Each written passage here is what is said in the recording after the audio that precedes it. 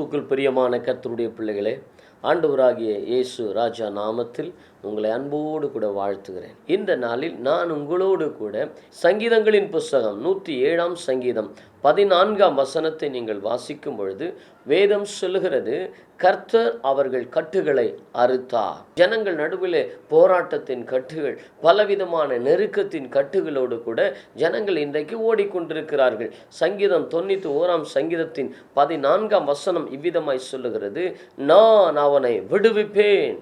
இன்றைக்கு எப்பேற்பட்ட கட்டுகளின் நடுவில் நீங்கள் வாழ்ந்து கொண்டிருந்தாலும் கர்த்தர் உங்கள் கட்டுகளை அறுப்பார். விசுவாசத்தோடு கூட இந்த நிகழ்ச்சியை கவனியுங்கள்.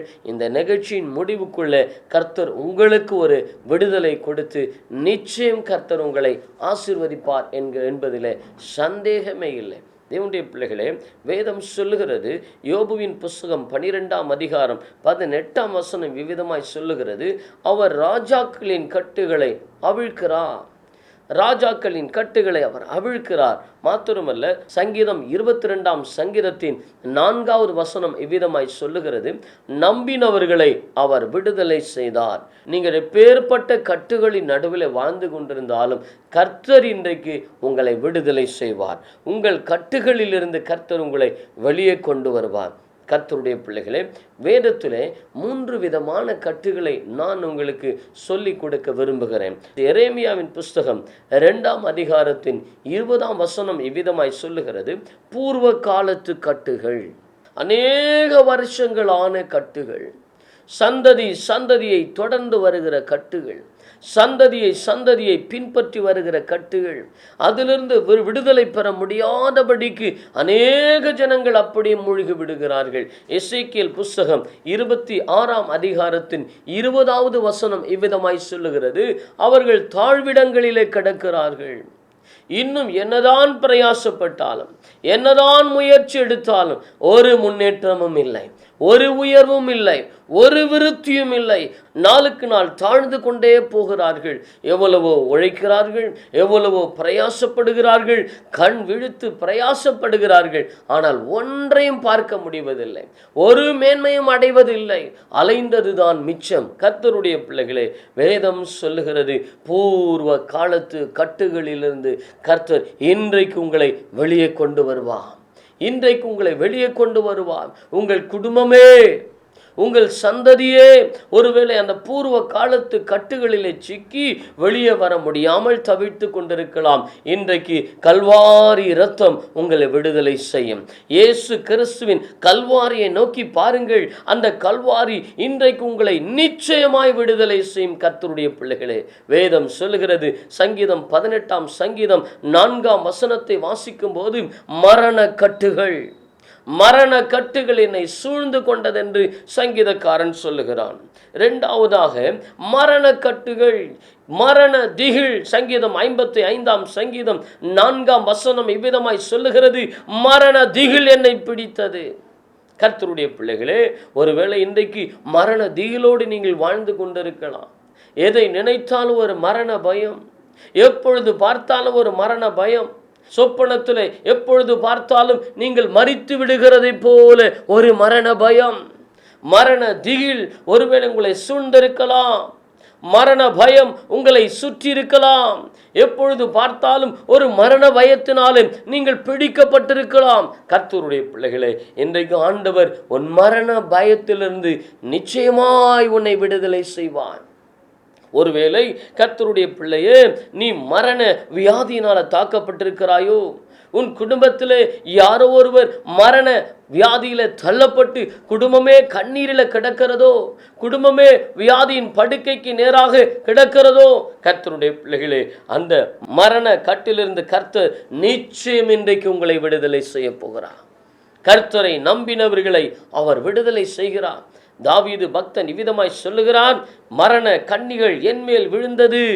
2 சாமுவேல் 22ஆம் அதிகாரம் 6ஆம் வசனத்தை வாசித்து பார்த்தால் மரண கண்ணிகள் என்மேல் விழுந்ததாக தாவீது சொல்லுகிறார். கர்த்தருடைய பிள்ளைகளே, மரண திகிலோடு கூட, மரண பயத்தோடு கூட, ஒருவேளை இந்த வியாதியினாலே நான் மரித்து போய் விடுவேனோ, இந்த வியாதியினாலே நான் மரித்து போய் விடுவேனோ, என் பிள்ளைகளை நான் இழந்து விடுவேனோ, இந்த மரண வியாதியினாலே, இந்த வியாதியினாலே நான் மரித்து போய் என் பிள்ளைகளை நான் அனாதையாக்கி விடுவேனோ என்கிற ஒரு பலவிதமான மரண பயத்தோடு உங்கள் குடும்பமே வாழ்ந்து கொண்டிருக்கலாம். கவலைப்படாதிருங்கள். கர்த்தர் அந்த மரண பயத்திலிருந்து இன்றைக்கு உங்களை விடுதலை செய்வார். சங்கீதம் 68 சங்கீதம் 20வது வசனம் இவ்விதமாய் சொல்லுகிறது, கர்த்தரால் மரணத்துக்கு நீங்கும் வழிகள் உண்டு. கர்த்தரால் மரணத்துக்கு நீங்கும் வழிகள் உண்டு. கர்த்தருடைய பிள்ளையே, ஒருவேளை நீங்கள் நினைக்கிறீர்களோ, ஐயோ தற்கொலை தான் வழி, ஐயோ தற்கொலை தான் வழி என்கிற ஒரு நிலைமையிலே வாழ்ந்து கொண்டிருக்கிறீர்களோ, அநேக நாட்களாய் செத்து போனா நல்லா இருக்குமே, செத்து போனா நலமாயிருக்குமே என்று சொல்லி ஒருவேளை அநேக நேரம் நீங்கள் நினைத்ததுண்டோ?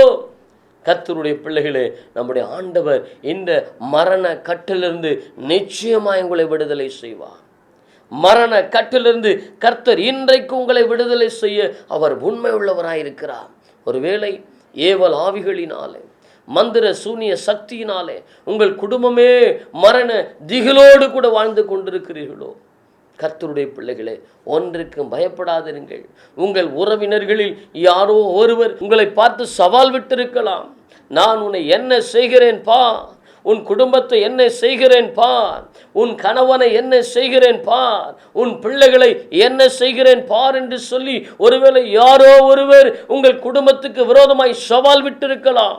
உங்கள் குடும்பத்துக்கு விரோதமாய் மந்திர தந்திரங்கள் செய்திருக்கலாம். உங்கள் குடும்பத்துக்கு விரோதமாய் ஏவல் ஆவிகளை அனுப்பி கொண்டிருக்கலாம். ஒன்றுக்கும் பயப்படாதிருங்கள். கர்த்தர் நிச்சயமாய் மரண கட்டிலிருந்து உங்களை விடுதலை செய்ய அவர் வல்லமையின் தேவனாய் இருக்கிறார். வேதம் சொல்லுகிறது, தம்முடைய ஜனத்தை சூழ அவர் பாளையம் இறங்கி பாதுகாக்கிறார். அவரை அல்லாமல் உங்களுக்கும் உங்கள் குடும்பத்துக்கும் உங்கள் பிள்ளைகளுக்கும் ஒரு தீங்கும் அணுகாது. பயப்படாதிருங்கள். மரண கட்டிலிருந்து கர்த்தர் நிச்சயமாய் உங்களை விடுதலை செய்வார். கர்த்தருடைய பிள்ளைகளே, ஒருமுறை அருமையான ஒரு சகோதரி தொலைபேசியில் என்னோடு தொடர்பு கொண்டு இவ்விதமாய் பேசினார். ஐயா, ராத்திரி வரும்போது எனக்கு நித்திரை வருவதில்லை. ராத்திரி வரும்போது புரண்டு புரண்டு படுக்கிறேன். நித்திரை என் கண்களுக்கு தூரமாயிருக்கிறது. என் எதிர்காலத்தை எண்ணி எண்ணி பயந்து கொண்டிருக்கிறேன். என் குடும்ப சூழ்நிலைகளை நினைத்து நினைத்து நான் அழுது கொண்டிருக்கிறேன். தாவீது சொல்லுகிறார், முழுவதும் கண்ணீரால் என் படுக்கையை மிகவும் ஈரமாக்கினேன். ராத்திரி எல்லாம் அழுது கொண்டிருக்கிறேன். வேலைக்கு செல்லும் போதும் நிம்மதி இல்லை, வேலைக்கு சென்றாலும் நிம்மதி இல்லை. நான் சிரித்து பேசி பல நாட்களாகிவிட்டது என்று அந்த சகோதரி கண்ணீரோடு சொன்னார்கள். அந்த சகோதரிக்காக நான் கருத்தாய் ஜெபம் பண்ணினேன். அந்த சகோதரியை முற்று முடிய சுற்றி இருக்கிற அந்த மரண கட்டுகளுக்கு விரோதமாய் ஜெபம் பண்ணினேன். அன்றைக்கு மறுநாள் அந்த சகோதரி தொலைபேசியிலே தொடர்பு கொண்டு அந்த சகோதரி சொன்னால், எத்தனையோ நாட்களுக்கு பிறகு இன்றைக்கு தான் நான் சுகமாக நித்திரை செய்தேன் என்று. கர்த்தருடைய பிள்ளைகளே, மரண கட்டுகளிலிருந்து கர்த்தர் உங்களை தூக்கிவிட அவர் உண்மை உள்ளவர். மரண கட்டுகளிலிருந்து கர்த்தர் உங்களை நிச்சயம் விடுதலை செய்வார். மரணத்தை குறித்து பயப்படாதே. மரணத்தை எண்ணி எண்ணி நீ பயப்படாதே. கர்த்தருடைய பிள்ளைகளே, கர்த்தர் உன்னோடு கூட இருக்கிறார் என்பதை மறந்து போகாதே. மூன்றாவதாக வேதம் சொல்லுகிறது, ஏசாயா தீர்க்கதரிசியின் புஸ்தகம் 10ஆம் அதிகாரம் 27ஆம் வசனத்தையும் ஏசாயா 52ஆம் அதிகாரம் 2ஆம் வசனத்தை வாசித்து பாருங்கள். உன் கழுத்தில் இருக்கிற அவனுடைய கட்டுகளை அறுப்பேன். கர்த்தருடைய பிள்ளைகளே, சாத்தானுடைய நுகம் கழுத்தின் மேல் வந்து விழுகிறது. ஒன்றையும் செய்ய முடியாதபடி வேதம் சொல்லுகிறது. ஜெப ஆலயத்திலே ஒரு சகோதரி இருந்தாலாம். 18 வருஷம் எவ்வளவு நிமிரக்கூடாத ஒரு கூனி, எவ்வளவு நிமிர முடியவில்லை. இன்றைக்கு உங்கள் தொழிலிலே விடுதலையாய் செய்ய முடியவில்லை. கொஞ்சம் கூட நிமிர முடியவில்லை. கொஞ்சம் கூட முன்னேற்றம் இல்லை. கொஞ்சம் கூட வளர்ச்சி இல்லை. கொஞ்சம் கூட உயர்வில்லாதபடிக்கு உங்கள் வியாபாரத்திலே, உங்கள் தொழிலிலே ஒருவேளை அப்படிப்பட்ட நுகத்தோடு கூட, அப்படிப்பட்ட கட்டுகளோடு கூட நீங்கள் வாழ்ந்து கொண்டிருந்தால், இன்றைக்கு இயேசு கிறிஸ்து தம்முடைய இரத்தத்தை உங்கள் மேல் தெளிக்கிறார். ஆண்டவருடைய இரத்தம் உங்கள் மேல் ஊற்றப்படுகிறது. இன்றைக்கு கர்த்தர் உங்கள் தொழிலில் இருக்கிற கட்டுகளை உடைக்கிறார். உங்கள் வியாபாரத்தில் இருக்கிற கட்டுகளை உடைக்கிறார். உங்கள் ஆசீர்வாதத்திற்கு விரோதமாக இருக்கிற எல்லா கட்டுகளை கர்த்தர் உடைத்து இன்றைக்கு ஒரு பெரிய ஆசீர்வாதத்தை ஆண்டவர் உங்களுக்கு கொடுப்பார். கர்த்தருடைய பிள்ளைகளே, பூர்வ காலத்து கட்டுகளை இன்றைக்கு கர்த்தர் அறுக்கிறார். மரண கட்டுகளை ஆண்டவர் அறுத்தறிகிறார். இன்றைக்கு உன் கழுத்தின் கட்டுகளை கர்த்தர் அறுக்கிறார். ஒரு வளர்ச்சியும் இல்லையோ, முன்னேற்றம் இல்லையோ, ஒரு விருத்தியும் இல்லையோ, எவ்வளவுதான் பிரயாசப்பட்டும் பலன் இல்லாமல் ஒருவேளை கண்ணீரோடு நீங்கள் இருக்கலாம். இன்றைக்கு கர்த்தர் நிச்சயம் உங்களை விடுதலை செய்வார். நான் உன்னை விடுவிப்பேன் என்று சொன்னவர் இன்றைக்கு உங்களை விடுதலை செய்து அவர் உங்களை ஆசீர்வதிப்பார். என்னோடு கூட சேர்ந்து நீங்கள் ஜெபிப்பீர்களா?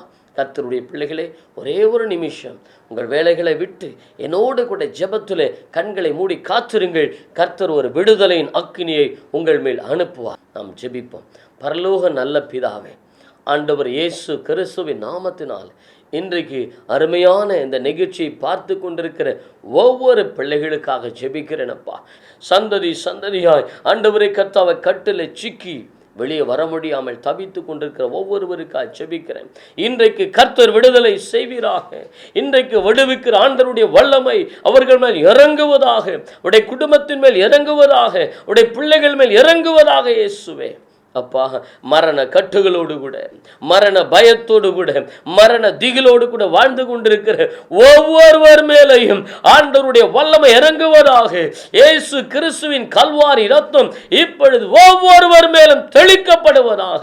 மரண கட்டுகள் நீங்குவதாக, மரண வியாதிகள் நீங்குவதாக, தற்கொலை உணர்வுகள் இப்பொழுது வெளியேறுவதாக. இயேசுவின் நாமத்தினாலே எப்பேற்பட்ட வியாதியாயிருந்தாலும் இப்பொழுது சுகமடைவார்களாக என்று ஜெபிக்கிறேன். அப்பா, உன் கழுத்தில் இருக்கிற அவனுடைய கட்டுகளை அறுப்பேன் என்று சொன்னீரேன். தொழிலிலே, வியாபாரத்திலே நஷ்டம் அடைந்து, உயர்வு இல்லாமல், முன்னேற்றம் இல்லாமல், வளர்ச்சி இல்லாமல், விருத்தி இல்லாமல் இருக்கிற ஒவ்வொருவரையும் தொட்டு ஆசீர்வதிப்பீராக. அவன் செய்வதெல்லாம் வாய்க்கும் என்ற வார்த்தையின்படி இன்றைக்கு இவர்கள் எடுக்கிற எல்லா தொழில், பிசினஸ் காரியங்கள் எல்லாம் ஆசீர்வதிக்கப்படுவதாக. இஸ்ரவேலை ஆசீர்வதிப்பது உமக்கு பிரியம் என்று வேதம் சொல்லுகிறதே. அவன் என்னை நோக்கி கூப்பிடுவான், நான் அவனை விடுதலை செய்வேன் என்று சொன்னீரப்பா. என்னிடத்தில் வாஞ்சையா இருக்கிறபடினால் நான் அவனை விடுவிப்பேன் என்று சொன்னீரே. இந்த நிகழ்ச்சியை பார்த்து கொண்டிருக்கிற ஒவ்வொருவரையும் கர்த்தர் விடுதலை செய்வீராக, விடுதலை செய்வீராக. கர்த்தருடைய ஆவி எங்கேயோ அங்கே விடுதலை உண்டு என்ற வார்த்தையின்படி இப்பொழுது ஒவ்வொருவரையும் கர்த்தர் விடுதலை செய்வீராக, ஒவ்வொருவரையும் ஆசீர்வதிப்பீராகப்பா. உமக்கு நன்றி சொல்லுகிறேன். ஹல்லேலூயா.